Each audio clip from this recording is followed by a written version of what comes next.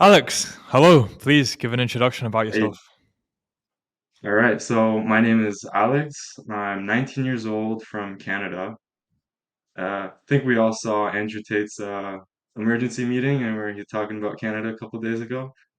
But yeah, so I'm from Canada, and I'm taking a gap year this year from university. So I was uni last year, and I'm also high performance mogul skier. Super cool sport.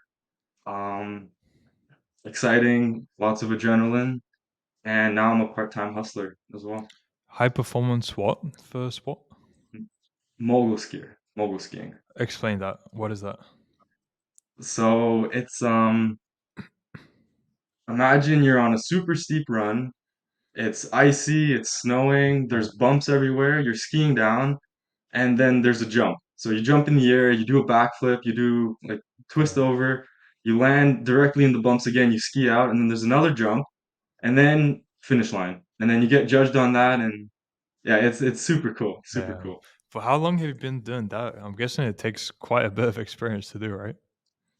Yeah, so I've been skiing. I started skiing when I was 3 years old, and yeah, pretty much 15 years now I've been skiing. And I sort of specialized. I was doing alpine racing, which is a kind of a different discipline, and then I specialized into moguls, four years ago. Yeah, Interesting. Yeah. and yeah, Yeah. And you were gonna say doing you've been. competitions. Sorry. Go ahead. No, no, you. I'm saying you. Continue. Yeah, yeah. Yeah, so we travel around the whole world. We basically chase the snow wherever there's snow. So Sweden, Austria, in the US, all over Canada, we're skiing competitions everywhere. And basically what I guess this kind of leads into the real world. Being a high performance athlete is really expensive. So equipment, coaching, traveling, accommodation, all that adds up. And I was always thinking like, okay, how there has to be a way to sort of fund all this because in Canada there's not a lot of government money for athletics. So that's what kind of pushed me to join the real world. Okay, interesting. Yeah. How did you find out about the real watch? Um, it was last summer. Two of my good buddies from high school, they didn't go to university that first year after we graduated, and they stayed at home and worked on SMMA. And they were actually in HU back when it was still on Discord. And they told me about it, and I was like, this could work. So I joined about a year ago the first time, and it was in the freelancing and copywriting campus, I believe. Hmm. And I was there for about a month-ish, doing lessons, like figuring out what's going on, who's who. And I didn't really commit myself to it, and after a month I kind of quit. But then once the CC AI campus came out, I saw the advertising for that. I'm like, okay, I like this. I can make this work. And ever since then, I've devoted myself to it. Okay.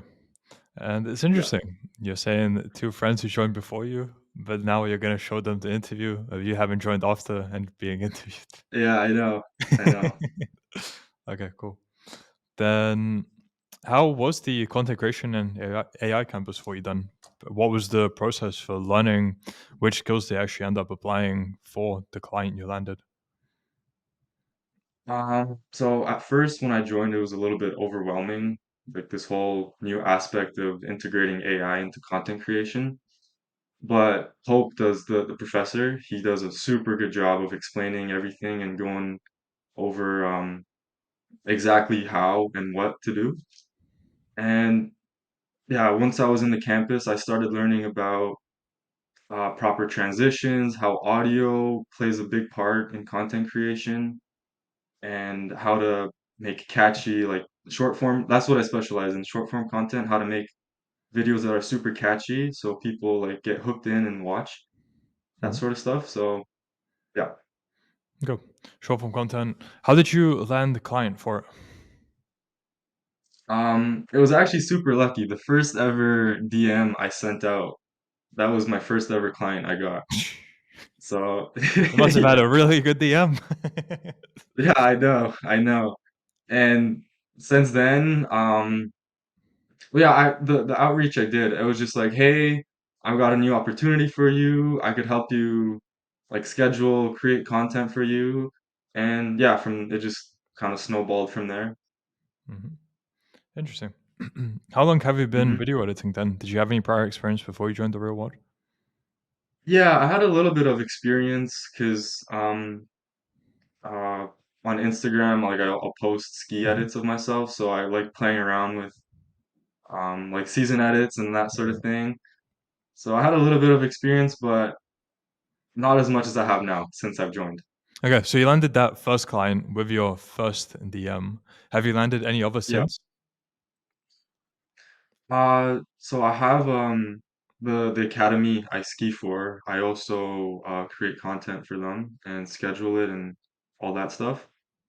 And so that's my other client. And it was a bit unfortunate. Actually, last week, the first client I got with that first DM, I lost him. So I just have one client now, and that's why I've been kind of like trying to work because I had a goal by the end of the year to start making $1,000 a month and 1.5 K a month. And now that I lost that first client, I gotta like scramble to get Mhm. two more clients now. So it's uh it's a process. Or, and in total, Yeah. then, how much have you earned from video editing? Up until now, 5,000 total from implementing everything I've learned from CC and AI. Okay, nice. And that's as a 19-year-old. Okay. And Yeah, what was the purpose 19. of taking the gap year? Was it to see if you can make this work and potentially not go to uni, or are you still planning to go in uni? Like, what's your plan? Right. So the purpose of the gap year was more for the skiing, Mhm. because um it takes out a lot of your time with training and traveling and going to competitions.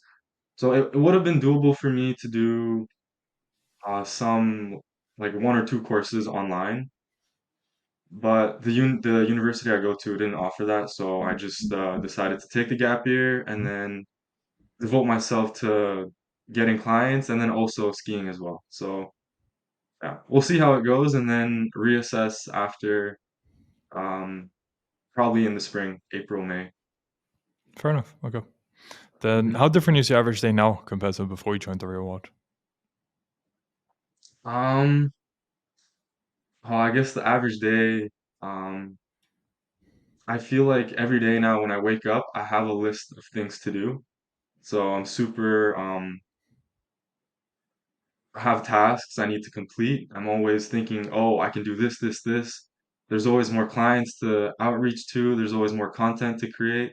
So I feel like, I don't know, more of a purpose in a way. When I'm not training, I have something else to do. My time's filled up. Hmm. Okay. Then, what would you say was the biggest challenge you faced when you were implementing lessons from the content creation and AI campus? Um, Probably getting more clients. That's probably the number one struggle everyone has, I think. Just Mhm. you get one client and okay, you're experimenting, this, that, and then from there you need more clients to be able to start doing more. So Mhm. that's super important, I think. Okay. And what? Tell me if this is personal, but I'm wondering, what do you plan on spending the 5K on? Is it just your sport or something else? So the first purchase I made with that 5K was investing in a better laptop so I could upgrade or improve my edits. So DaVinci, I use DaVinci to edit, so DaVinci wouldn't always crash, and I could run Stable Diffusion Mhm. directly off my laptop. So that was the first investment, and then as more money comes in, then start putting that money to skiing. Cool. Tell me the Yeah. process for Stable Diffusion. How does that work?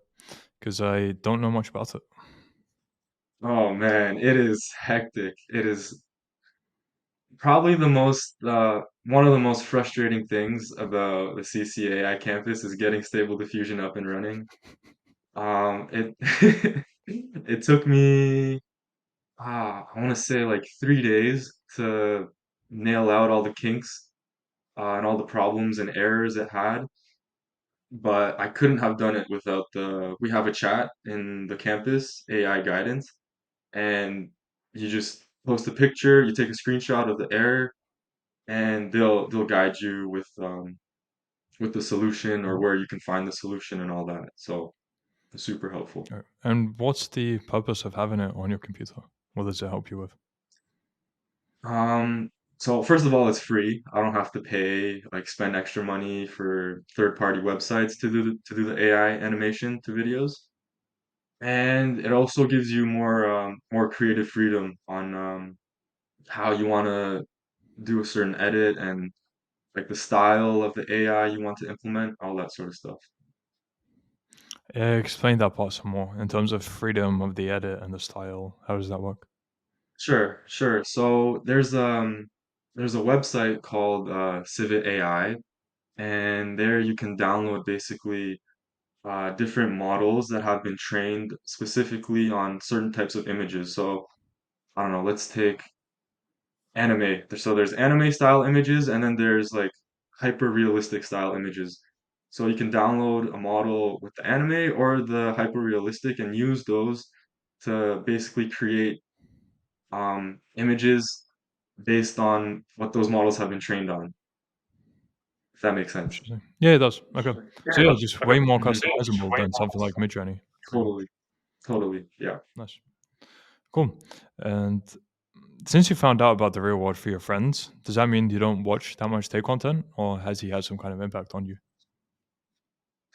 Um, I've he's had a super big impact on me. I follow him, and I used to follow him. I still follow him a lot, especially I'm Romanian as well. So now that he lives in Romania too, it's like Tate's in Romania. So yeah, no, I remember seeing him. I was in high school. It was probably like grade 9 or 10. I saw a first ever video of him, and he was, I think it was on the Fresh and Fit podcast, and he was just like trolling a bunch of girls. It was super funny. Mhm. Okay. But in terms of impact on you, any more to add there? Yeah, so impact on me, like he's on his newsletter as well, and every day I get his email. He's always got some motivation, something motivational to help me like keep pushing, keep getting better, that 1% every day, 1% better every day, and do your push-ups, go to the gym, stay on task, all that stuff. So yeah, he's been super helpful in that way. Good. Okay, nice. And since you're on this trajectory, where do you see your life heading in the short term, medium term, and long term? Oh, good question. Um, so short term, I guess we can take a year, give or take. So next year, I want the goal for myself in the real world is to, I think, be making 5K a month, get monthly retainers for 5K a month, and long term, our professor, he's creating a course pretty much in the campus to be able to create your own agency based on content creation. So I think that's the long-term path for me. So get those clients, and then once I have too many clients to be able to handle, then I start to scale and I get like employees and scale it to an agency pretty much. Okay, fair enough. Yeah. And I guess that's pretty much most of my questions for you then, which means we Cool. can, Cool. I have yeah. uh yeah, I'd like to add to the long term as well. Um for skiing, my goals, my number one goal is to go to the Olympics. So that's my long-term goal for skiing. And at 2026, that's the goal for now.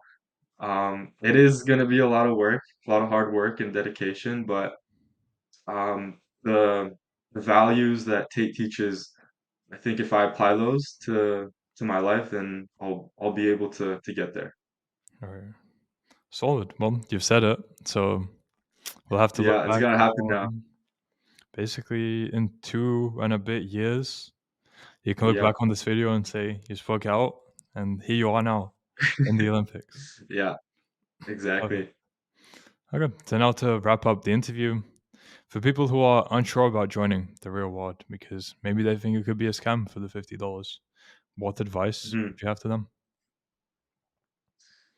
Uh, my advice is compare the price of the real world to going to university pretty much anywhere. It's way cheaper, and the amount of testimonials, especially on this Rumble channel, it's insane. You've got like 300 interviews now, just Mhm. people just listing off win after win after win. So there's literally no reason. If you apply yourself to any campus, then it's possible to start making money. Mhm. Solid. And for people who want to find out more about you or contact you, where can they do so? I'll give you my Instagram, and you can leave Yeah, that in the down below in description. the description. Okay. Perfect. Sounds good. Cool. So, Alex, interesting story. I do love skiing myself, but I do not do So backflips off of slopes, not quite at that level. I just like bombing it down, straight down. sweet. Where do you Yeah. ski? Where? I remember right before COVID began, I went Hmm. to Bulgaria. Just randomly Cool. booked a trip to Bulgaria on my own Nice. because I just felt like skiing. Sick. So yeah, that Nice. was that. Before that, I went to Colorado as well. That was Hmm. my only place I went to in America. Went to Colorado to ski. Hmm. That's where I first learned it. That was super cool. But yeah, really enjoy skiing. I don't do snowboarding. I've done snowboarding a few Hmm. times, but I do prefer skiing just because of I get more control while bombing it down. Yeah, you have the two sticks on your feet so you can actually like pizza and stop and hockey style and I all did that. not More pizza. control. What do you mean pizza? The pizza's beginner. You're calling me beginner? I'm joking. All right, cool. So yeah, Uh, Alex, we'll look forward to see how you progress, and sweet. you can do a follow up at some point. You can tell us how your progress is in terms of skiing, getting towards the Olympics. Because again, now that you said it, you have to Totally. make it happen. There's no going back. I know. I So yeah, know. cool. All right, Cool. it was great to have you on, and yeah, we'll see you next time. Thanks for having me. Awesome.